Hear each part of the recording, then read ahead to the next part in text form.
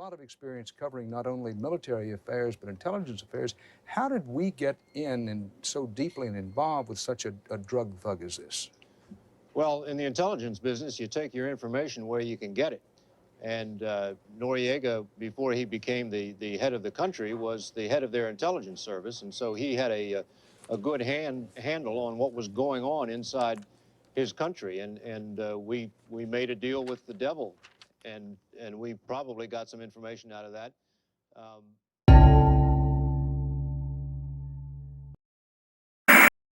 In May of 1989, the Communist Party of China ordered martial law across the country in order to stem the tide of a deeply entrenched and growing protest movement.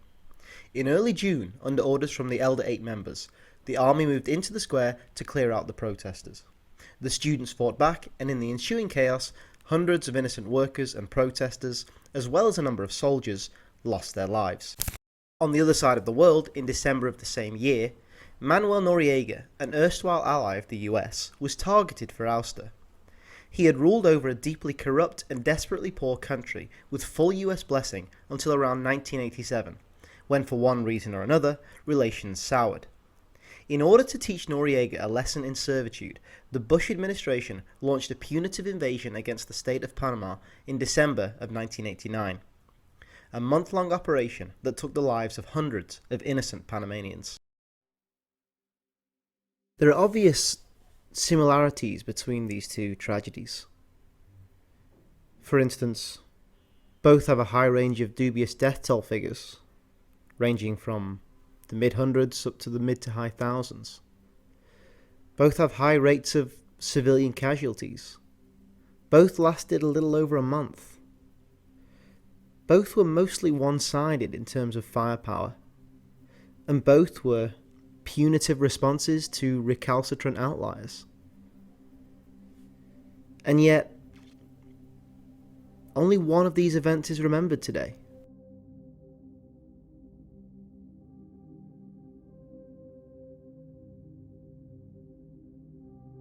In 1998, Noam Chomsky and Edward Herman wrote that a propaganda system will consistently portray people abused in enemy states as worthy victims, whereas those treated with equal or greater severity by its own government or clients will be unworthy. The evidence of worth may be read from the extent and character of attention and indignation.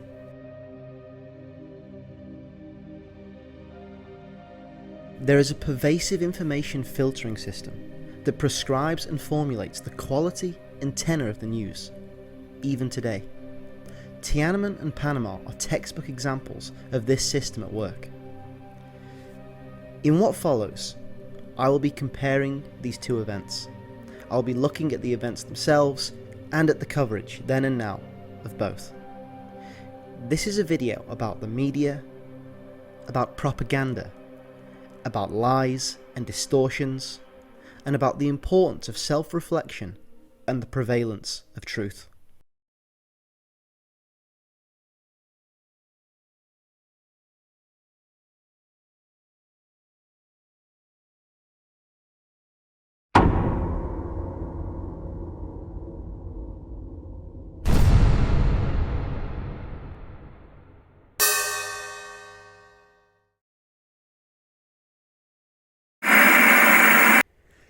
Given how important the West seemingly deems it to preserve the memory of an atrocity, as in the case of Tiananmen, it's interesting how little information there is available about the invasion of Panama. In fact, that's the most common rebuttal I get when I try in conversation to point out how selective the outrage is. People say to me, the reason the West focuses on Tiananmen is because the Chinese government have censored it. Well, okay. I have more to say on that, but I'll leave it for part 3. For now, I'll just say that argument, whatever its merits, doesn't really explain the dearth of information today regarding Panama. The Tiananmen Square massacre has 2 authoritative play-by-play tomes on the event, scores of other books, numerous independent studies, thousands of articles and human rights reports, and plenty of coverage year in, year out. There were several books published around 1989 about the invasion of Panama. Though they're hard to come by now, many of them are out of print, and most others have only difficult to find hard copies. But no book specifically on the topic has been published in the past 20 years or so. Most information comes from military compendiums, in which Panama is mentioned only in passing, and often with even less to say about the human toll. There were a handful of human rights reports published on the invasion at the time, again, but subsequently even they have seemingly forgotten about it, despite the government that committed it never having apologised or acknowledged it as the crime it was. Sound familiar? US Attorney Ramsey Clark called it a conspiracy of silence in 1989. And it's a conspiracy that has continued since. A ProQuest database search for Tiananmen Square from articles published in 2019, the 30th anniversary, between June the 3rd and June the 5th, the anniversary date being June the 4th, produced 486 results. A ProQuest database search for the invasion of Panama in 2019, between December 1st and December 31st, the anniversary date itself being December 20th, produced only 14 results. And really, it produced 0 results. Most articles listed about Tiananmen Square were specifically about the events of June 1989, whereas the articles about the invasion really only mentioned Panama in passing, if at all. By continually and exclusively holding China's feet to the fire, journalists and intellectuals think that they're being adversarial and principled. But really, by being highly selective in a way that benefits their own ruling classes, journalists in the West, by unrelentingly railing against an enemy state, are only really conforming to Chomsky and Herman's propaganda model thesis. Taking a gutsy stand against injustice means taking a look in the mirror, going against the grain, and fighting that injustice first and foremost at home.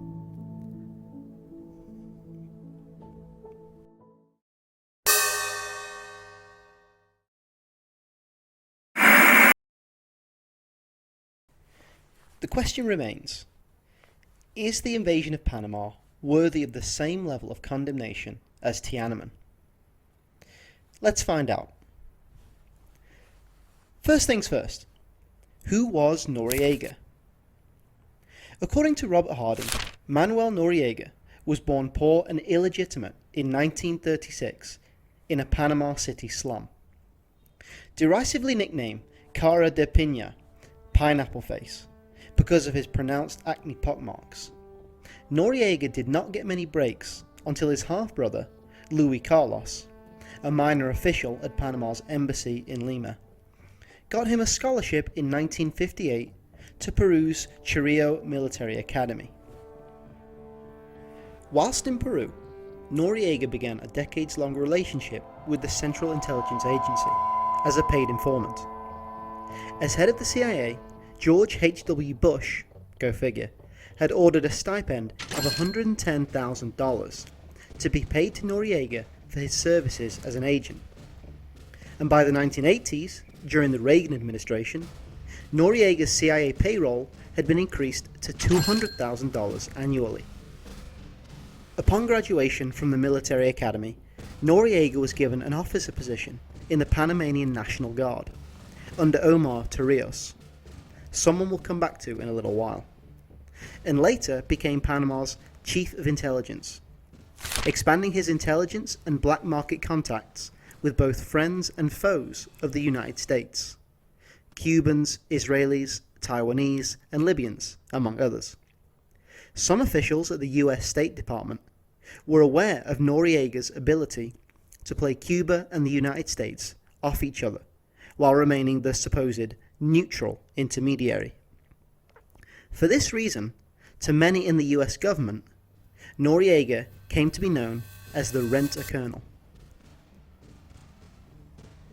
Following Omar Torrijos' mysterious death in 1981, several claimants jostled for the presidency. Florencio Flores initially came to power, lasting a mere 8 months, before being overthrown by fellow officers. Ruben Paredes came next, becoming commander of the National Guard and de facto ruler in 1982. In April of 1983, a referendum was held on amendments to Torrijos' 1972 constitution, approved the previous year, which called for prohibitions on National Guard members running for office.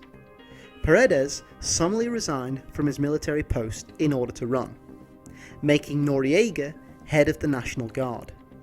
Paredes, however, overestimated his popularity and failed to garner sufficient support from the leading parties. During the interim, Noriega seized power in a coup, promoting himself to the rank of general and swiftly redrafting the law and tripling the size of the armed forces and renaming them the Panamanian Defense Forces.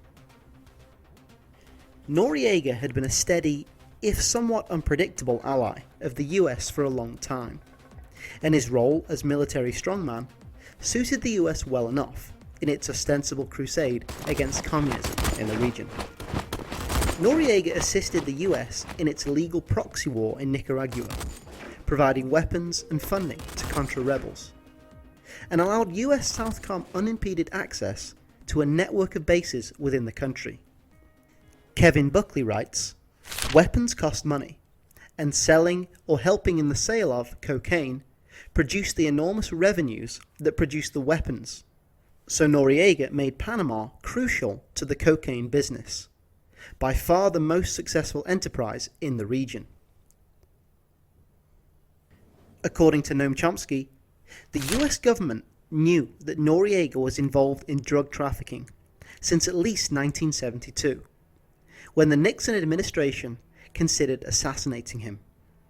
But he stayed on the CIA payroll. In 1983, a US Senate committee concluded that Panama was a major center for the laundering of drug funds and drug trafficking. He writes further that the US government continued to value Noriega's services. In May of 1986, the director of the Drug Enforcement Agency praised Noriega for his vigorous anti-drug trafficking policy. A year later, the director welcomed our close association with Noriega, while Attorney General Edwin Meese stopped a US Justice Department investigation of Noriega's criminal activities. In August of 1987, a Senate resolution condemning Noriega was opposed by Elliott Abrams, the State Department official in charge of US policy in Central America and Panama.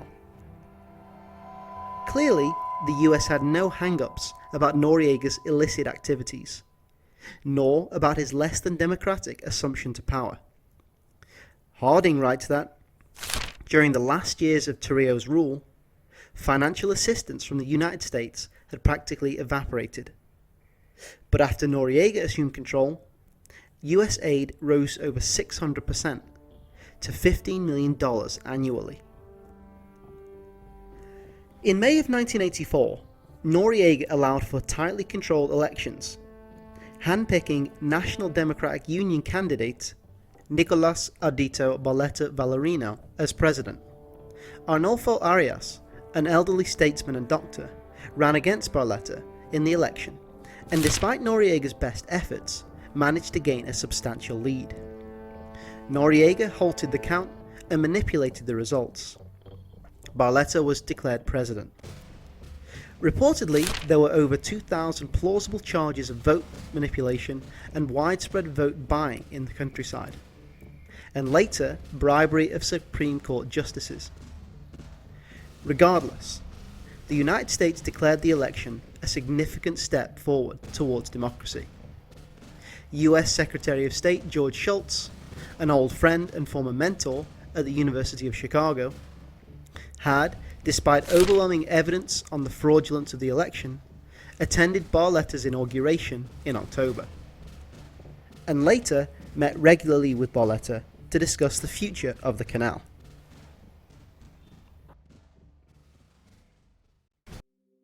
In 1985, Noriega ordered the execution of Ugo Spadafora, a doctor and human rights activist who had been deeply critical of Noriega's regime. Crossing from Costa Rica to Panama to initiate a protest against Noriega, Spadafora was pulled from a bus and arrested. His mutilated and decapitated corpse was found the following day, over the border in Costa Rica. The much publicised murder damaged Noriega and the PDF's reputation. Barletta, Noriega's former lackey, got caught in the crossfire for vowing to bring the perpetrators to justice, and was made to publicly resign on the 27th of September. He was replaced as president with Eric Arturo Del Valle, who was sworn in within the next few days. Berkley notes that Noriega received confirmation that despite the murder of Spadafora and the most recent coup, his license to operate with and for the US government had been renewed. He notes further that US officials had met with Noriega on 3 separate occasions that autumn to discuss continued Contra support in Nicaragua. Events in Panama were scarcely mentioned, he writes. Noriega received $300,000 around that time from the United States, an implicit understanding that Washington would turn a blind eye to his corruption in return for continuing assistance. Nevertheless, relations between the US and Noriega slowly began to sour. Most likely not because of Noriega's worsening human rights record. Staunch and unwavering support throughout this time period for the grisly Duarte regime in El Salvador and Contras in Nicaragua repudiates this idea. As Peter Sanchez writes, little of this change had to do with drug trafficking or with the lack of democracy in Panama. The US government had known of his involvement in drug trafficking, as well as his other illicit operations, for many years, and, as we have seen, had supported a repressive military government and vote fraud in the past. He further notes that, once Noriega began playing from his own sheet of music, Washington experienced a change of heart, even if slowly at first. The chief concerns of the US government were, as they had been for the entire century, US prestige, US security interests in the region, and the efficient and safe operation of the Panama Canal for both economic and military reasons. By 1986, Congress had reapproved military aid to Contra rebels, reducing the US's reliance on Noriega as a conduit for financing. Around this time, the Iran-Contra scandal broke, a scheme of using proceeds from illicit arms sales to Iran to fund the Contra insurgency in Nicaragua, in violation of prohibitions passed by Congress. Harding writes that, during testimony before the US Congress, as part of an investigation into the scandal, Noriega's drug connections and his relationship with the United States were highlighted. In Elite Cable, Oliver North writes that Noriega does indeed have the capabilities proffered, and that the cost could be borne by Project Democracy. The figure of $1 million was mentioned. Project Democracy being code for funds raised from the sale of US arms to Iran, and the $1 million being the amount being paid to Noriega. Harding goes on to say, Noriega became an embarrassment for the Reagan administration and was quickly transformed from our man in Panama to a symbol of anti-US illicit activities in the region. By 1987, Panamanian citizens were protesting against the Noriega regime. Colonel Roberto Diaz Herrera, Noriega's second in command, had been forced to resign in June, for plotting a coup against Noriega in 1985, among other offences, and quickly went on an all-out offensive against the regime. In an interview with La Prensa, he charged Noriega with drug trafficking, corruption, and fraud, and of ordering the assassination of Omar Torrijos in 1981, with CIA assistance, and Hugo Spadafora in 1985. Though the unrest was principally a reaction to a thuggish regime, Berkley notes that the protesters also protested against the United States for the lack of progress and cooperation by the US-controlled Panama Canal Commission, which was slow to replace American administrators with Panamanians and increase canal payments. Though 82% of the canal workers were Panamanian, the white-collar jobs were still overwhelmingly held by Americans. On June 30th, protesters chanting "Yankee Go Home" approached the US Embassy. At the appropriate signal, the crowd went to work. For nearly an hour, they chanted denunciations and flung paint-filled baggies and rocks, smashing embassy windows. The action ebbed and surged. The crowd shattered car windows in the parking lot behind the embassy and went on to the consulate building and the Amador Washington Library. Harding writes that the United States contributed to the growing crisis in a number of ways. The US government denied Panama's request for $54 million in canal profits, which purportedly was to proportionally equalize Panama's profit-cost ratio with that of the United States. The US also began unauthorized military training of Nicaraguan Contras within the Panama Canal Zone in late 1987, and later approved legislation that gave the US President the sole power to interpret the 1977 Canal Treaties for Panama, something we'll return to. Furthermore, the country had agreed to implement strict austerity measures in order to qualify for bailout loans between 1985 and 1987, measures which had disproportionately affected Panamanian poor. US-dominated predatory donor institutions, rampant cronyism, and later harsh sanctions bled Panamanian society. A poll taken by the Gallup organization in the summer of 1987 showed that 3/4 of Panamanians wanted Noriega to leave power as a result. In December of 1987, the US imposed harsh sanctions in response to the attack on the US Embassy in June, suspending economic assistance, cutting off loans, suspending sugar quotas, freezing Panamanian assets, and suspending payments from US organizations, in the hopes that the Panamanian people would take to the streets and undermine the regime. Sadly, a common tactic used by the US, suffocating the people until they're so desperate that they riot against the local regime. In retaliation, the Panamanian government ordered all US employees of the US International Development, USAID, out of the country. The US actions, which were meant to pressure Noriega to leave, were actually counterproductive, in that they actually helped Noriega by allowing him to claim that he was protecting Panamanian national sovereignty from the imperial actions of the United States. At the end of 1987, Panama was in a state of persistent social upheaval, and its economy was in shambles. In August of 1987, newspapers began carrying stories about a federal grand jury in Miami investigating Noriega's alleged drug involvement. The DEA, the FBI, and the Customs Bureau in Tampa were collecting evidence against him. The tide was quickly turning against Noriega. In an interview with the Washington Post, Noriega fulminated, "When the Americans need something, they picture it very nicely and say you're a hero. But when they don't need you anymore, they forget you." Around this time, Jose Blandon, Noriega's closest advisor, succeeded in opening tentative discussions with the US State Department Representatives informed Blandon that the US wanted Noriega to step down as ruler, and in return, no indictments would be brought against him.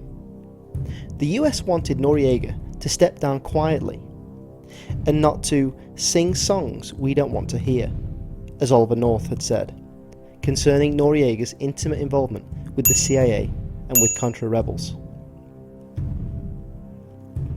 Unfortunately for the US, and as Noriega liked to point out at every opportunity, if he had committed crimes, he had committed them with the US's knowledge. US officials met with Blandon several times. Gabriel Lewis forwarded Blandon a policy from Washington for Noriega's retirement, calling for Noriega to withdraw by April of 1988, free elections, an independent media, and the decapitation of the PDF. Blandon continued having secret negotiations while Noriega prevaricated. Eventually, the two men fell out, with Noriega angrily accusing Blandon of making plans without him, and later accusing him of being a traitor. Noriega was becoming increasingly recalcitrant. In February of 1988, Noriega was formally indicted in Florida by a US federal court on charges of drug trafficking and money laundering. Charges, incidentally, of crimes mostly committed when Noriega was on the CIA payroll. Around the time the indictments came down, the US government had declared drugs to be a major threat to American society. All barometers of the voting public confirmed that, for the first time, most Americans believed drugs a greater threat than communism. As Noam Chomsky wrote in 1990, alleged US concerns about drug trafficking might be a bit more credible if we were to witness raids by Delta Force on the executive headquarters of the US corporations that supply the drug cartel the chemicals they need for cocaine production, or if the US government were not applying strong pressures on Asian countries to remove barriers on advertising and marketing of lethal addictive drugs produced in the United States. Moreover, Gary Webb exposed in 1996 that for the better part of a decade, a San Francisco Bay Area drug ring sold tons of cocaine to street gangs in Los Angeles and funneled millions in drug profits to a Latin American guerrilla army, the Contras, run by the US Central Intelligence Agency, leading to an explosion of crack cocaine abuse that devastated neighborhoods in California. Again, repudiating entirely the notion that the US government cared one iota for the scourge of drugs. Nevertheless, Noriega's fall from favour coincided with the US's ostensible mission to rid the world of drugs, and also with his rapidly decreasing usefulness. His faults were by now much more pronounced, such as his insistence that the CIA's military academy, the School of the Americas, close in 1984, against US wishes, that he had continually rebuffed US efforts to renegotiate the US's military presence in Panama after the year 2000, the handover date of the canal, and that he had participated in the Contadora peace agreements, recognizing the Sandinista government as the legitimate power in Nicaragua, against US directives. Protests continued through 1988, exacerbated by sanctions and by an increasingly desperate regime. In February, Del Valle met with Elliot Abrams in Miami and agreed to fire Noriega as head of the military. He announced Colonel Justines as successor, who criticized Del Valle for acting under pressure from the United States. Noriega and the PDF quickly moved in, convening the National Assembly and voting to remove Del Valle from power and to replace him with Manuel Solis Palma. The US publicly condemned the move. US General Warner remarked that the US supports the fraudulent election of Barletta. the US condemns the fraudulent removal of Barletta by Delvache. The US recognises the legitimacy of Delvache only when he is removed by Noriega. A CIA report published later in June describes how former president of Venezuela, Carlos Perez, secretly took steps to mediate a resolution between the US and Noriega.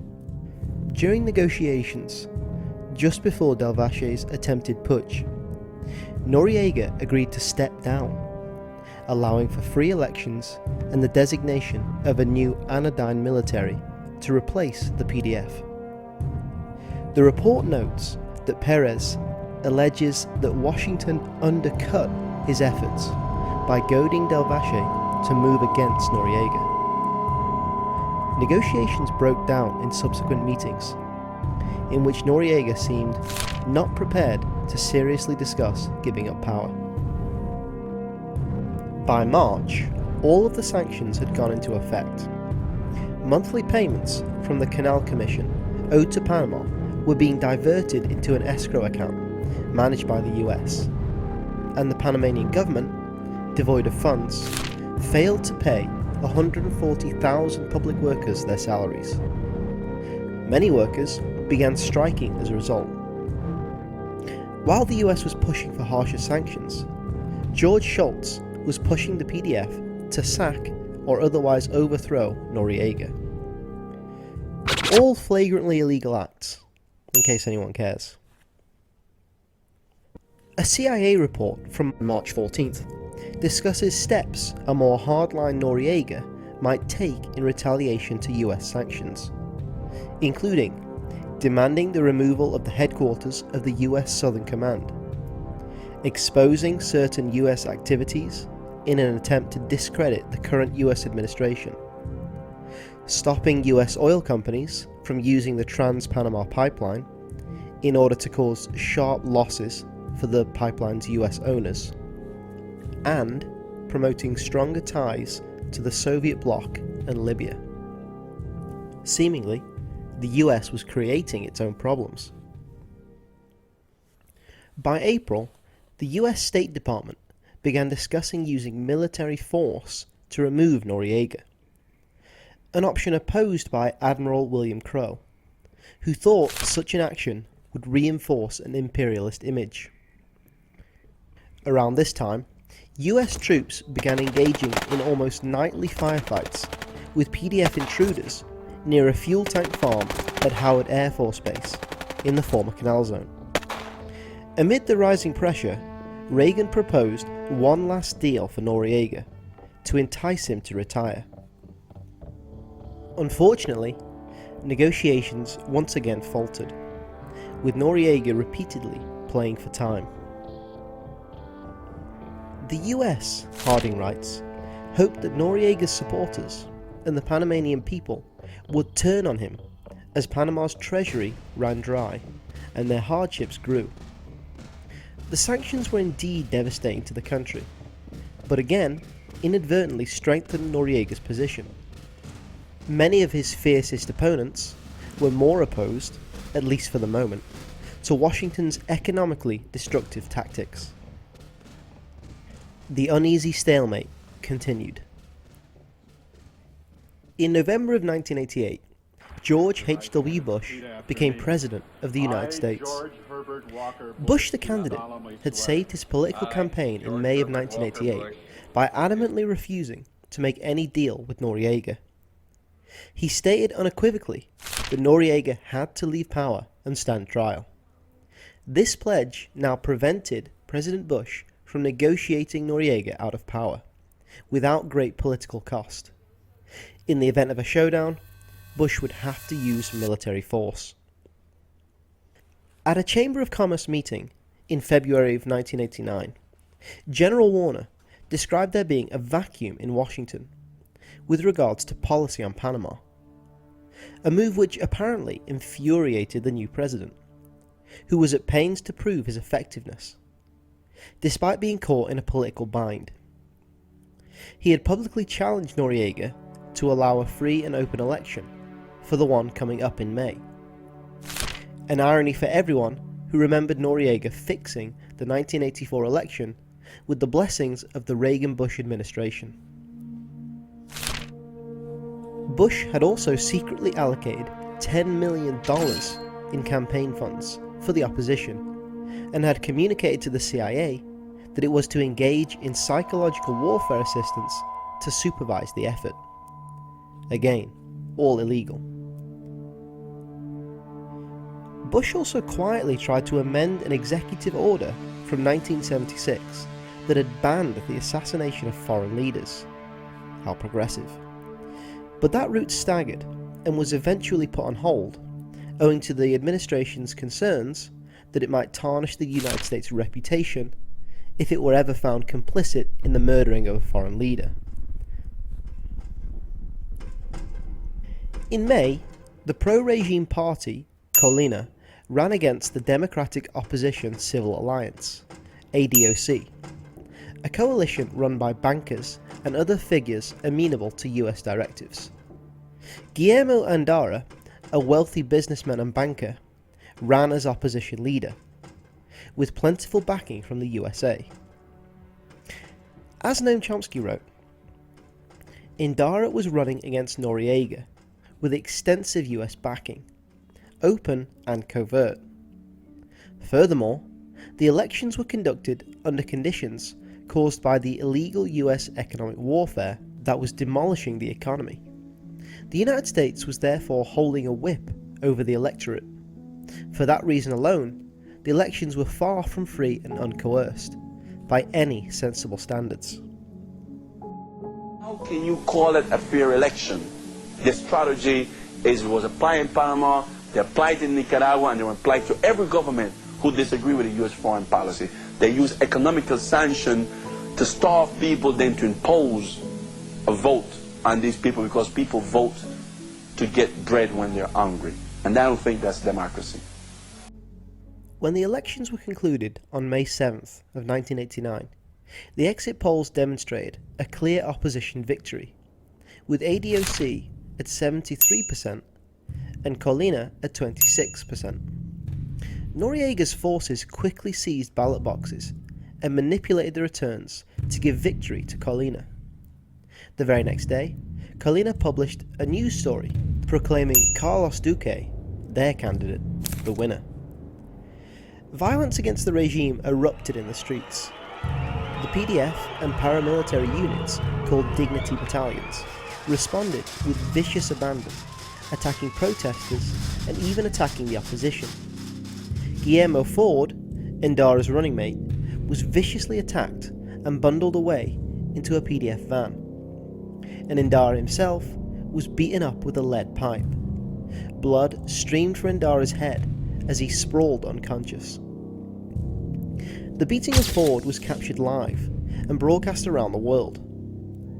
On May 10th, Noriega claimed that the normal electoral process was altered by the obstructionist actions of a number of foreigners, naming the United States in particular.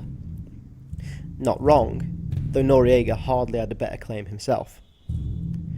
The US withdrew its ambassador, signalling that a major diplomatic crisis was playing out, and began building up troops at many of its numerous bases in Panama. The US also began pressuring OAS countries to follow suit and recall their ambassadors. The OAS balked at the idea, seeing it as a tacit approval for an invasion from the US. General Warner, head of South Command, was blunt in saying that he opposed the use of force in Panama.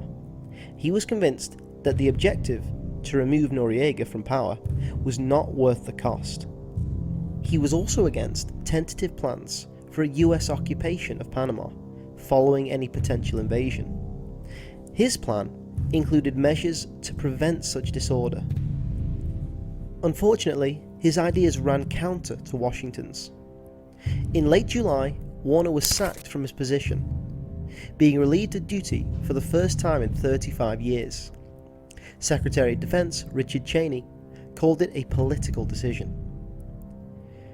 During the summer, the US military ran many posturing exercises in Panama, including the rehearsal for a kidnap raid with jets flying directly over Noriega's home. In June, the IMF gave Panama a month to settle its arrears or face expulsion from the international financial system, citing the recent fraudulent election as a rationale. On August 11th, Panama's foreign minister described the situation as a state of imminent war. On October the 3rd, Moises Hiroldi, an officer within Noriega's inner circle, organised a well-planned coup against him. At 7:50 a.m, Hiroldi and several rebel soldiers opened fire on Noriega's cavalcade arriving at Noriega's command HQ. Noriega's driver zigged and zagged his way to the entrance of the compound, and Noriega hurried inside. A standoff, lasting 40 minutes or so, ended with the capture of Noriega. Hiroldi held Noriega hostage for several hours, during which he tried to convince him to resign. He also contacted US officials and told them that he had captured Noriega and was willing to hand him over to the United States. State Department officials ignored calls from the Foreign Relations Committee, who had a direct line to Hiroldi, and told the committee, with wary condescension, that they knew better. The rebels met with General Mark Cisneros, Southcom second in command, at Fort Clayton at 10 a.m. to discuss handing Noriega over to the US. The atmosphere was chilly. It was quickly obvious that Cisneros was not happy to see them. He was wary, aloof, and non-committal. He told Lacona that he had no authority to help, left the room, and remained absent for more than half an hour. Southcom clearly didn't want to cooperate with the rebels, despite having known about the coup since the day before, and having gained approval for sanctuary for Hiroldi's wife from the Defense Secretary. According to John Dinges, the US considered the coup plotters to be politically unreliable because they wanted to begin fresh elections once the dust had settled, as opposed to supporting the US's client, Guillermo Endara. Defense Secretary Richard Cheney had said later that the rebels were not a pro-democracy group that had taken over the PDF. It was more of a power struggle within the PDF itself. The rebels were delivering Noriega to the US on a silver platter, and they refused to take him. He represented all of the US's ostensible problems. He was obstructing democracy, he was committing human rights violations, and he was unilaterally creating a wedge between the US and the state of Panama. But they refused to take him. They had undermined dialogue in the past, and had lacked any sort of vision for easing tensions under Bush. This latest blunder was simply the cherry on top of America's capricious foreign policy in Panama. Furthermore, the US may have been uninterested in apprehending Noriega, given that they had already been devising invasion plans since before the election in May, something Defense Secretary Richard Cheney admitted to in the New York Times. Later that day, the press in Washington questioned the government as to why it did nothing to apprehend Noriega, despite reports that the CIA and State Department were made aware of the coup attempt ahead of time.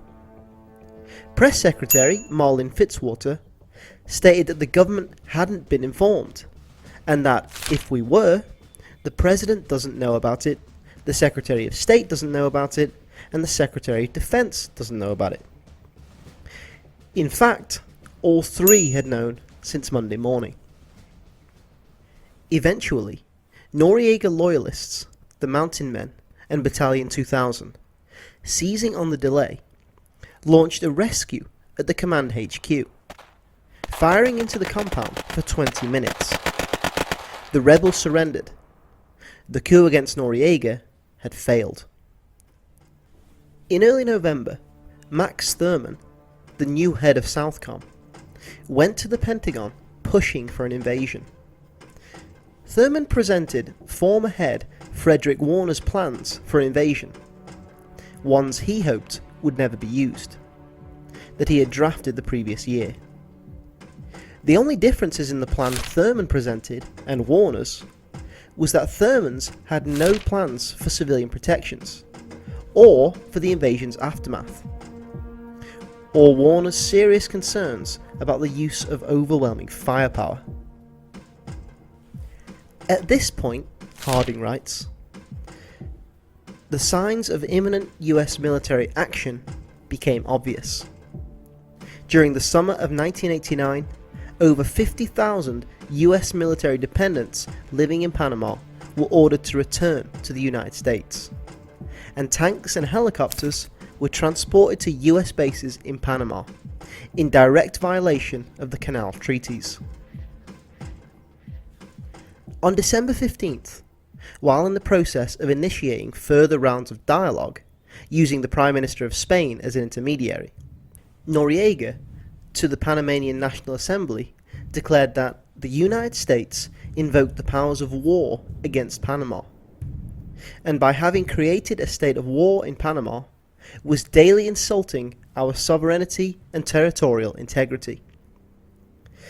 The Bush administration willfully took this to be a declaration of war against the United States.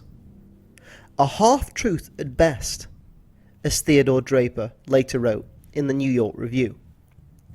How Noriega's words came across as a simple declaration of war is a case history of official management of the news and negligence by the press, he continued. Clearly, Noriega said that the US had declared war on Panama by its previous actions, for which it was necessary for Panama to defend itself. He did not say that Panama was unilaterally declaring war on the United States. The final straw for carrying out the invasion that had been planned since August of the previous year came on the night of December 16th, when a US Marine was shot and killed by a PDF soldier at a checkpoint near a PDF headquarters. Later, a US lieutenant and his wife were detained and tortured by drunk PDF troops. The following day, Secretary of Defense Dick Cheney and the Chairman of Joint Chiefs of Staff, General Powell, briefed the US President on the murder. Powell recommended the use of military force to remove Noriega from power, and further suggested a large-scale operation was needed to do it. On December 17th, President Bush gave the order to execute the invasion, which was renamed Operation Just Cause. Interestingly, on the day of December 16th, before the US Marine had been shot and the lieutenant tortured, the Prime Minister of Spain sent Panama an ominous warning that had read, "Tell your general that time is not on his side. There is very little time left. Very, very little." Pretext or no, the rationale for invasion had been found, and the decision to change Panama forever had been reached.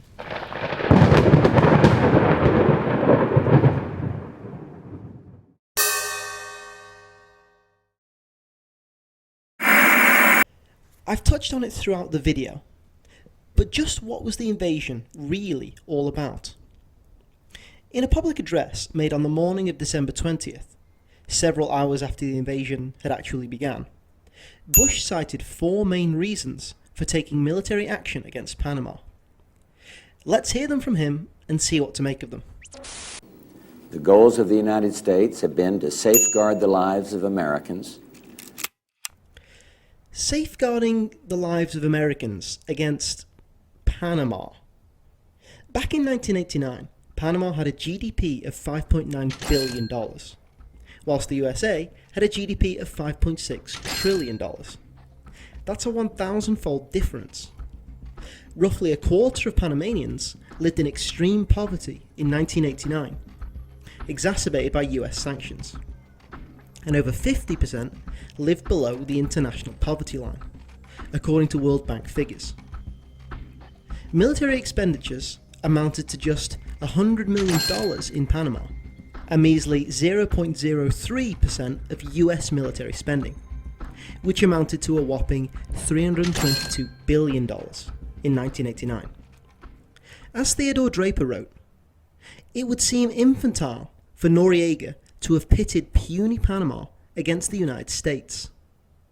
Noriega had plenty of reason to expect US retaliation for the failure of the coup against him on October the 3rd of 1989. That's an odd sentence. Nevertheless, the point is that Noriega was expecting trouble and would never dare pick a fight with the US. And that includes tyrannizing the 35,000 Americans living comfortably in Panama. The attack on US soldiers on December 15th was, according to Jane Kramer, in a study of the invasion, less than a clear-cut case of unprovoked aggression, since the Marine officers sped away from a legitimate roadblock towards Noriega's headquarters, and the attack on the couple was clearly related. Reportedly, Noriega was furious about the incident, for good reason. Furthermore, the patterns of behaviour of the US military in Panama around the time suggests that it was likely that they were on a CIA surveillance operation, similar to many that the United States admits having executed using plain-clothes intelligence personnel prior to the invasion. The driver of the car was Captain Richard Haddad, who was assigned to Southcom intelligence. Much evidence, Kramer writes, has surfaced since the invasion that indicates that a climate of aggression did exist, but that was overwhelmingly created by the United States. Before the October coup, US soldiers were given orders to threaten and intimidate Panamanians, but not to do anything provocative. After the October coup, this limit was rescinded. In the months before the invasion, the US military conducted round-the-clock training exercises, such as practicing throwing up defensive cordons around high schools and housing areas. And training exercises during Operation Sandflea in 1989 were described as being increasingly confrontational in the weeks leading up to the invasion, according to soldier eyewitnesses. If Bush's rationale stands up to any scrutiny whatsoever, it is only because of the US's own aggressive and self-fulfilling behaviour. Noriega was a thug, but he was intelligent enough at least to not give the Americans any excuse to flex their muscles. Defend democracy in Panama. As I hope you've already realised by now, the notion that the US gave a flying hoot about democracy, unless it was in China, is nonsense. And no context should be needed to understand that the invasion itself contradicts entirely the principle for which the invasion was ostensibly organised, namely for democracy and self-determination. But anyway, just for kicks, let's go back and expand on the idea a bit more. In 1903, Panama gained independence from Colombia following a coup initiated by Panamanian canal investor and US puppet Manuel Amador Guerrero, later the first president of Panama, with the help of 400 US Marines supplied by Theodore Roosevelt. In 1903, the Hay-Bonneau-Vieira Treaty, widely condemned as being an infringement of Panamanian sovereignty, was signed by the newly created state of Panama and the US, making Panama a protectorate and effectively giving the US control of the Panama Canal Zone in perpetuity, for the good of the entire civilized world, Roosevelt claimed. Secretary of State John Hay, who had negotiated the terms of the treaty with Panama's ambassador to Washington, Philippe Bonneau-Vieira, a French citizen, was more candid when he admitted that the treaty was vastly advantageous to the United States, and we must confess, with what face we can muster, not so advantageous to Panama. The New York Times described the new state as stolen property. In 1964, students rioted against the American occupation of the Canal Zone. Zonians, as privileged Americans living within the Canal Zone came to be called, were seen as representative of the exclusionary system wrought by the 1903 treaty. For a long time, the zone was segregated between American and Caribbean workers, with everything from shops to latrines designated as gold for Americans and silver for West Indian and Caribbean workers. School desegregation and the enforcement of the Civil Rights Act did not come until the 1970s, almost 20 years after being implemented in the US. While Americans lived in privilege, individual Panamanians couldn't cross their own country at times without having to answer to a foreign police. These officers spoke a different language and enforced a different law code, and even sent some law violators to a US-run prison in the zone. 21 Panamanian students were shot and killed by the US military in response to the riots. After that, the inequitable status quo continued. A coup in 1968, orchestrated by leader Omar Torrijos, brought an end to the US-backed system. Torrijos immediately began consolidating his support base by enticing black and mestizo poor, labourers, farmers, students, and even communists, using a mixture of nationalism and populism, in violation of US directives. A failed 1970 coup, orchestrated by National Guard colonels who had been close to US authorities in Panama and claimed their backing, according to a declassified CIA cable, further cooled relations between the Torrijos government and Washington. In 1977, Omar Torrijos and Jimmy Carter signed two treaties which provided that as from 12 o'clock on December 31st, 1999, Panama would assume full control of canal operations.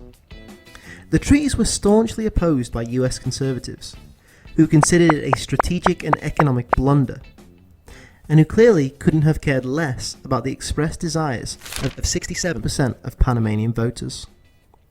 In 1982, the World Bank, a regulatory tool of US power, began coercing the newly installed but short-lived Ruben Paredes regime to undertake structural adjustment measures in order to undo the popular reforms initiated by Omar Torrijos. The bank aimed to reduce aspects of the public sector which were considered a continuous source of fiscal drain, by privatizing aspects of construction industries, airlines and banking, by reducing budgets for social security and public housing, and by leasing and selling public assets. And in 1986, under Noriega, measures were taken to reduce the size of the public payroll, and drastic changes were contemplated in social security benefits. All of this in line with the US-dominated IMF's so-called stabilization program.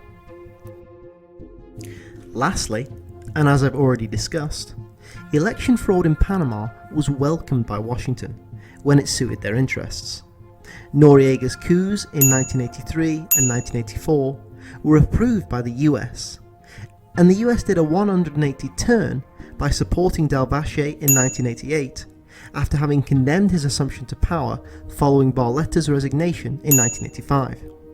The US handpicked businessman Guillermo Endara to run in 1989 and funded his campaign to the tune of $10 million, a ludicrous sum at the time in Panama, during an election that was fraught with domestic complications as a result of cruel US policies. So you see, this point doesn't really stand up to scrutiny either. To combat drug trafficking. First of all, John Lindsay-Poland in his book on Panama wrote that despite drug trafficking being an ostensible reason for launching the attack against Panama, the use of Panama as a transshipment point for cocaine and a platform for money laundering remained at similar levels after the invasion. In July of 1991, the DEA reported that drug commerce had doubled after the invasion, and Congressional Representative Charles Rangel opined that Panama had become even more of a land of opportunity for drug traffickers earlier that year. So if we take this aim at face value, the invasion was an abject failure. Furthermore, we can assume that the US couldn't have cared less about combating drug trafficking, given its pretty awful track record. In 1979, Pakistan's intelligence agency offered the CIA an alliance with Gulbuddin Hekmatyar, leader of the small Hezb-e-Islami guerrilla group. The CIA accepted the offer and, over the next decade, gave more than half its covert aid to Hekmatyar's guerrillas in Afghanistan. According to Alfred McCoy, author of The Politics of Heroin in 1991. Hekmatyar used these funds to become Afghanistan's leading drug lord. With the full support of ISI and with the tacit tolerance of the CIA. The ISI's Mujahideen clients used their new CIA munitions to capture prime agricultural areas inside Afghanistan during the early 1980s. The guerrillas urged their peasant supporters to grow poppies, thereby doubling the country's opium harvest to 775 tons between 1982 and 1983. The heroin boom was so large and uncontrolled that drug abuse swept Pakistan itself in the early 1980s, leaving it with one of the world's largest addict populations. Afghanistan's opium production increased more than 15-fold in the 25 years since the Soviet intervention and the beginning of CIA involvement in the trade. The UN study suggests in 2000, worldwide demand for opium was about 4,000 to 5,000 tons, of which Afghanistan produced an estimated 3,000 to 4,000 tons. In the 1980s, the Contra rebels in Nicaragua financed their insurgency by facilitating cocaine trafficking through Central America into the US. In The Intercept, John Swartz writes that there's no evidence that National Security Council member under Reagan, Oliver North, actively wanted cocaine to be smuggled into the US. It was simply that he had other priorities. But was he aware of the Contra's drug trafficking? Yes. Did he try to shield one of his cocaine traffickers from consequences from the other branches of the US government? Yes. Did he work together with a known drug lord? Yes. A Senate Foreign Relations Committee, in an investigation in 1989, found that the Contra drug links included payments to drug traffickers by the US State Department of funds authorized by the Congress for humanitarian assistance to the Contras. In some cases, after the traffickers had been indicted by federal law enforcement agencies on drug charges. In others, while traffickers were under active investigation by these same agencies. Over a period of 10 years, as part of America's ostensible war on drugs, investments to Peru had not led to a reduction in the supply of coca leaf offered for sale. Rather, in the 10 years from 1980 to 90, it grew tenfold, according to Peruvian President Alberto Fujimori. Noam Chomsky explains that the neoliberal structural adjustment policies of the World Bank and International Monetary Fund, which are run by the US, try to drive peasants into agro-export, producing not for local consumption, but for sale abroad. They want to reduce social programs like spending for health and education, cutting government deficits by increasing exports, and they cut back tariffs so that we can pour our highly subsidized food exports into their countries, which of course undercuts peasant production. Put all that together, and what do you get? You get a huge increase in Bolivian coca production, as their only comparative advantage. The US never really cared about drugs. They cared about creating markets abroad and about controlling Central America through military and economic means.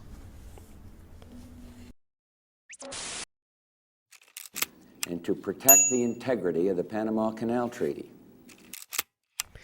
Now, this sounds much more plausible. In fact, I suspect that this is the only aim that isn't pretextual. According to the terms of the 1977 Canal Treaty, the Canal Commission was to be administered by a US national until January the 1st, 1990. at which time a Panamanian national would take over as part of the transition process. Noriega had nominated Tomás Duque in June of 1989, who had been found unacceptable by the Bush administration, who ignored the nomination and appointed Fernando Manfredo in violation of the treaty, just 2 weeks before the invasion. Furthermore, the treaty called for the 14 US bases in Panama to be returned to Panamanian control by the year 2000. Noriega had continually rebuffed the United States by refusing to renegotiate the terms of the treaty to allow for a continuing US military presence after 2000. As a State Department report from 1977 makes clear, the usefulness of the canal to the United States is in the time and money it saves our armed forces and our commercial enterprises when they move vessels and cargoes between the Atlantic and Pacific, and that the Joint Chiefs of Staff have repeatedly emphasized the US military interests in the canal are in its use, not its ownership. The treaty was a way of reducing annuity payments to Panama, and at the same time maintaining a military and commercial foothold in the canal zone. The shutdown in 1999 of all 14 US Southern Command bases in Panama, reads a report on the invasion, are the section of the treaties most objectionable to US military planners. It concludes that the invasion of Panama was to ensure that the Southern Command would have long-term access to forward bases that could project US military power in Colombia, Peru, El Salvador, Guatemala, and throughout Latin America and the Caribbean. Ronald Reagan admitted as much, and Assistant Secretary of State J. Edward Fox, in a letter to Senator Jesse Helms, stressed the importance of the US's military presence in the Panama Canal area till well after the year 2000, underscoring that it should be brought up for discussion with policymakers in Panama. The influence of Communist Cuba in the region make it urgently necessary for the United States to strengthen its position in Central America, he writes, in order to safeguard US strategic interests. The Commission for the Defense of Human Rights in Central America, a human rights group set up in San Jose in 1978, opined that the invasion was done for reasons of strategic US interests in Central America, interests that depend in large part on the huge military infrastructure that exists in Panama. Noriega's increasingly nationalist stance and steps to expand the Panamanian Defense Forces became a major concern for the US, hence its insistence on the PDF's decapitation during negotiations with Jose Blandon in 1988. During the invasion, US military forces systematically destroyed all PDF buildings throughout the country, including the Women's Military Training School, and during the occupation, the PDF was formally disbanded. There may have been other ulterior motives for the invasion: overcoming Bush's supposed wimp factor, an assertion of dominance more generally, using Panama as a testing ground for new US military technologies, or other reasons relating to the controlling of the canal. Whatever the reasons, we can assume, I think, that Bush's altruistic justifications were not among them. As Oliver Boyd-Barrett writes, if this war was to be taken seriously on its own terms, it would be judged as one of the most manifestly stupid, ineffectual, and needlessly expensive policies ever pursued by any government.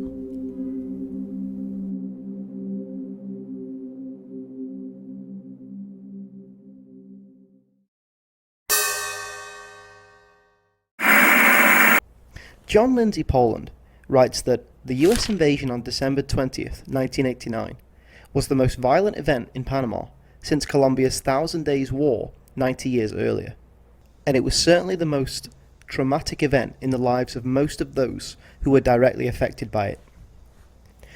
At around 1 a.m. on December 20th, the United States illegally invaded the country using mortars, bazookas, artillery, tanks, M60 machine guns, AC-1 30H Spectre gunships equipped with 105mm howitzers, twin 20mm Vulcan cannons capable of 2,500 rounds a minute, 40mm Bofors cannons capable of 100 rounds a minute, the supersonic plane SR-71, Apache helicopters, stealth fighter bombers, and 24,000 troops in the US's largest military operation since Vietnam, all in an effort to put down one recalcitrant thug. The state of Panama had, at best, 4,000 combat-ready soldiers, and lacked the sophisticated modern technology and weaponry utilised by America. US Southern Command divided various US forces, consisting of elements of the US Army, the Air Force, the Navy, the Marines, and the Coast Guard, into 4 conventional ground task forces, 1 aviation task force, and 5 unconventional task forces.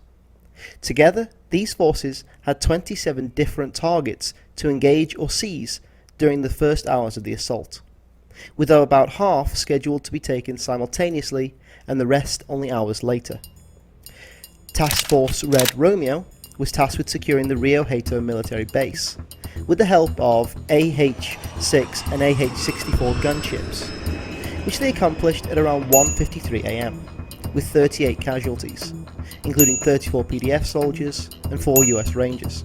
Task Force Red Tango, with support from AC-6 helicopters and an AC-130 gunship, was tasked with securing Torrijos Airport, which they accomplished after around 2 hours. There were 13 casualties, all PDF. Task Force Pacific were air assaulted in, to and around Torrijos Airport, following Red Tango's deployment, in order to secure the area for C-141's transporting equipment. Task Force Atlantic arrived just after 12 am, attacking naval forces at Coco Solo Hospital and Fort Espinal near the city of Colon, securing Madden Dam, critical to the operation of the canal, supply bases, and the town of Gamboa, using Vulcan cannons and gunships. After securing these locations, the task force moved into Colon, a city that would endure massive US firepower during the invasion, on the 22nd of December, occupying the city for the remainder of the operation. Task Force Bayonet were tasked with neutralizing and securing the well-defended La Comandancia, Noriega's command headquarters, beginning the assault at around 1 am with the use of 4 LAV-25s. The mission lasted several hours, becoming a bitter conflict and resulting in extensive PDF losses. The barracks were secured at around 5:30 PM. The extensive gunfire, tracer bullets and flares, touched off several fires which ended up destroying some of the adjoining neighbourhood of El Torrio. Task Force Semper Fi, consisting of various Marine divisions, also beginning around 1 am, secured many locations during the invasion, including Rodman Naval Station, a naval ammunitions depot, Howard Air Force Base, and the Orion Tank Farm.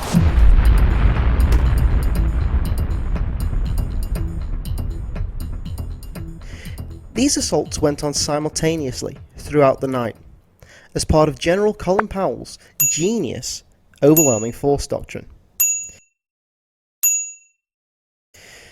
By daylight on the 20th, a military history book by R. Cody Phillips reads, "Despite the obscene use of force during the previous 6 hours, it was obvious to everyone involved that the dictator, Manuel Noriega, had eluded the attackers." During the first 13 hours of the invasion, the United States dropped 442 bombs on Panama City. El Torrio, a working-class, mostly black district, was leveled to the ground. A young mother living in El Torrio recounted that helicopters were firing all kinds of weapons because you could hear the bursts and explosions were of different intensities. The lights in the neighbourhood went out and houses began to burn. It was chaos. People tried to leave their burning homes, but found themselves between 2 fires. Tanks and armoured cars and soldiers were advancing on foot, firing. We could hardly believe it. My son was crying, terrified. The best my sister and I could do was try to protect him with our bodies. Many who ran out, trying to flee from the fire and the bombardment, Olga Mayo reported, died in the streets, machine gunned by US troops. Hundreds of testimonies collected by the Commission for the Defense of Human Rights in Central America attest to the same story. The city of Colon also faced widespread and indiscriminate shelling from the US. As an example, a week into the invasion, US helicopters circled a residential area in Colon, far from the military bases. When a sniper reportedly fired a shot from a 15-story apartment house, the helicopter launched rockets into that building and several nearby homes. On December 22nd, looting and rioting against rich merchants in the city by poor black Caribbean workers was put down with the help of US soldiers, during which 51 Panamanians were killed. San Miguelito, Tocumen, Pacora, and other marginalized communities in Panama City were also victimized by US firepower. The invasion report writes that US troops faced the same problem confronting all invading armies, particularly in a combat situation with no fixed front lines. They found themselves in this sense in a situation parallel to Vietnam, where US troops frequently fired upon civilians whom they suspected were giving aid and comfort to the enemy, or were the enemy. This, coupled with a heavy dose of spoon-fed racism and gung-ho military hysteria pushed by the officers' corps, sent a clear message about the rules of engagement to the US. Shoot first and ask questions later. The report further states that, given the number of testimonies and the amount of pictorial evidence that was later gathered, a picture emerges that completely contradicts US government assertions that the invasion was a clean, surgical strike which successfully minimized civilian casualties. Tanks flattened cars with people in them, it states, as well as bodies in the street. Whole shanties were blown apart by mortar fire, while their residents were inside. El Chorrillo residents report soldiers collected bodies in plastic bags and transported them elsewhere, thus concealing the number of dead. Troops invaded homes, went through and often stole personal possessions, and then burnt the buildings down. Casualties in El Chorrillo, including the dead and wounded, were believed to number in the thousands as a result of the fires.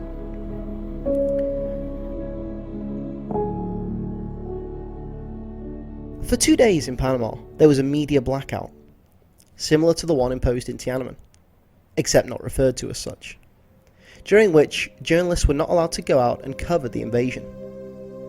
Rules issued by the US government enforced strict pooling of journalists, who had to stay with a military escort at all times, and only publish reports after they had been subject to a security review by military officials. According to Newsday reporter Patrick Sloyan, the muzzling of the press in Panama created the illusion of bloodless battlefields. In fewer than 5 days, all objectives were secured, and major ground combat operations ceased. During that time, Noriega managed to quietly slip away and then seek refuge at the Vatican Embassy on Christmas Eve. I guess no one at Southern Command thought of that. An often repeated story in the media, to today, is that the US military used rock music to rattle Noriega and coax him into coming out by encircling the embassy and blasting it out through large speakers, as a form of psychological warfare. There's often a note of whimsy and fun to the stories. Everyone has at least one song that sets their teeth on edge. Most of the time, they're easy to avoid. But what if you'd lost the power to change the TV channel, switch off the radio, or simply walk away? Logs the BBC. The Santa Monica Daily Press writes that our Christmas present was to begin a torture campaign of blasting heavy metal rock music designed to drive Manny nuts. Barry Manilow as a military weapon? A short history of sonic warfare begins an article in the Telegraph. An article in the Evening Standard describes how bad music was used to coax Noriega out of the embassy. Why we never gave up on Rick Astley's Never Gonna Give You Up, runs the headline. The invasion was a major war crime, but one of those fun Rick-rolling rock and roll ones, I guess.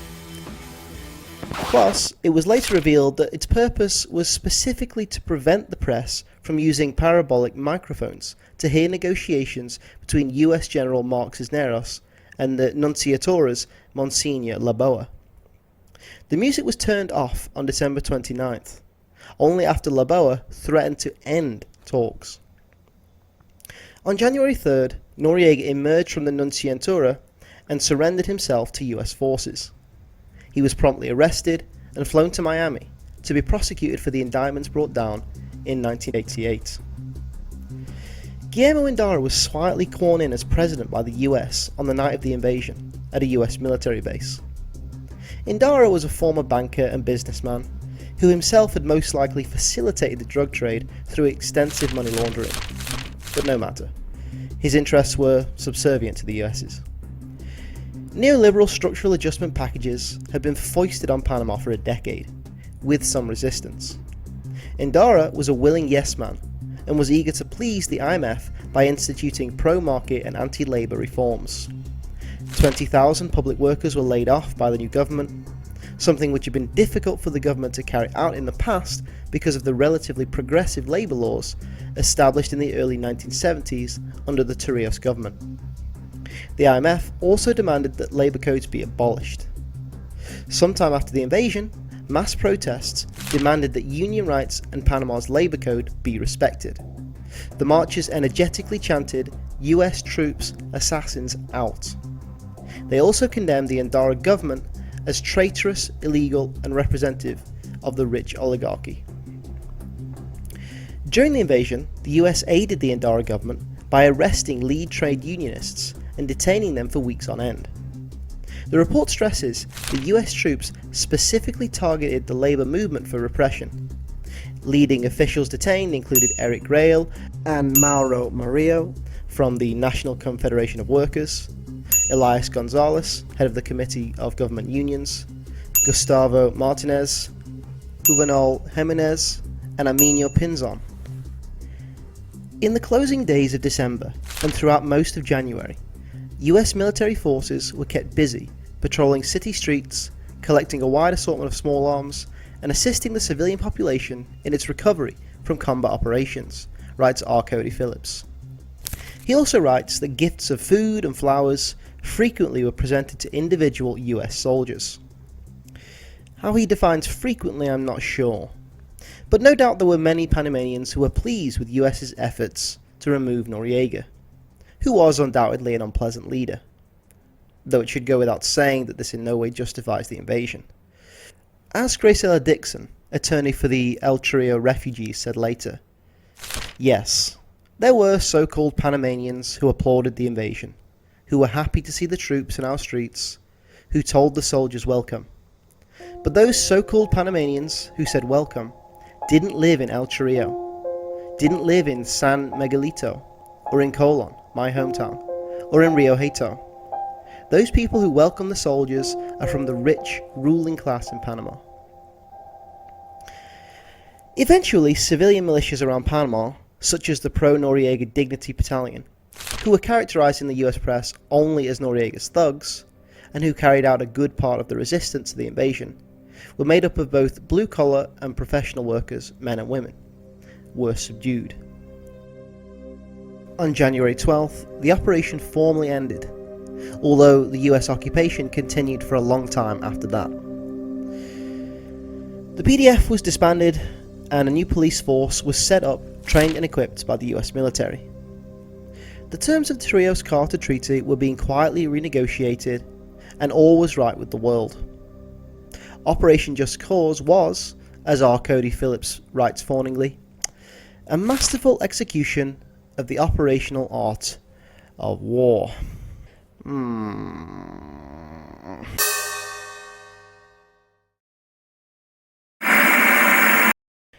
First of all, 20,000 innocent Panamanians lost their homes and were forced to live in squalid concentration camps for months on end, under stringent US military control. Thousands more lost their jobs, and 7,000 men and women were unjustly arrested and detained by an occupying force, US Southern Command. An Inter-American Commission petition characterized US actions as cruel, inhuman, and degrading. The invasion caused about $2 billion worth of damage, according to US estimates, and a state of lawlessness took hold in the months following the end of the operation, with looters robbing stores with abandon and with mobs prowling the streets. As for casualties, the US maintains that 516 Panamanians were killed during the invasion, including 202 civilians and 314 Panamanian military personnel. Interestingly, the civilian figure here is very similar to the figure proffered by the CPC following the Tiananmen crackdown. We can assume that both are underestimates. Although notice here already from the get-go that the two official tolls differ substantially.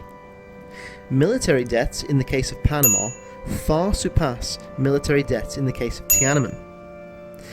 Considering that Panamanian combatants, PDF and civilian, fought against such overwhelming forces where death in combat was likely and the chances for victory so small, and given that many of the resistors did nothing to precipitate the invasion, their needless deaths should also be included when assessing the magnitude of the crime. For this section I will focus primarily on civilian deaths, but the wider toll should always be kept in mind. Officials in the Noriega government maintained that 8,000 civilians had been killed, perhaps a little high, and proffered without much real evidence to back it up. Larry Rota, in an article published in the New York Times, wrote that the Roman Catholic Church here calculates that 673 Panamanians were killed. The Panamanian Human Rights Committee and the Center for Investigation of Human Rights and Legal Aid estimate that 500 to 700 Panamanians died. He notes that the uncertainty caused by the invasion has allowed critics of the intervention to offer much higher body counts. In other words, exaggerate in order to unjustly attack the US. For some reason I can't imagine anyone ever writing something like that about Tiananmen. In the article, Rota cites US Attorney General Ramsey Clark, whose independent commission established that more than 3,000 civilians had been killed. Rota singles the commission out as being seemingly the only body proffering such a high toll, and that such a figure was widely rejected in Panama. This is far from true. Latin American press reported much more vigorously on civilian deaths than the American press.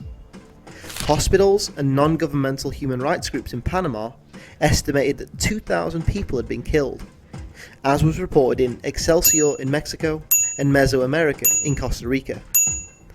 A joint delegation of the Costa Rica-based Commission for the Defense of Human Rights in Central America and the Panamanian Human Rights Commission concluded that the human costs of the invasion are substantially higher than the official US figures of 202 civilians killed, reaching 2,000 to 3,000 according to conservative estimates. The Commission called the invasion a massacre. The Association of the Fallen on the 20th of December 1989, a grassroots Panamanian organisation set up after the invasion, put the figure at around 4,000, and the National Human Rights Commission of Panama put the figure at 3,500. Sources at the University of Panama estimated at least 5,000 dead. The head of the School of Public Administration at the university condemned the US's iron control, which will not allow access to any Panamanian institution to find out the correct number of casualties. Excluding Panamanian and Central American human rights organizations, the average figure becomes lower. You can draw your own conclusions as to why that might be. The UN put the figure at 500, and America's Watch, now Human Rights Watch, put the figure at 300. Interestingly, the Commission for the Defense of Human Rights in Central America published a lengthy critique of the AW report, in the hopes that AW and other organizations might continue to investigate the enormity of the destruction of the invasion. As far as I can determine, AW never followed up their initial report or revised their original figure. The critique invited AW and other organizations to read the second delegation report to Panama. Its main focus was to look at the numbers of killed persons. The reader will see that many obstacles, some intentional and some due to confusion, exist, preventing a real determination.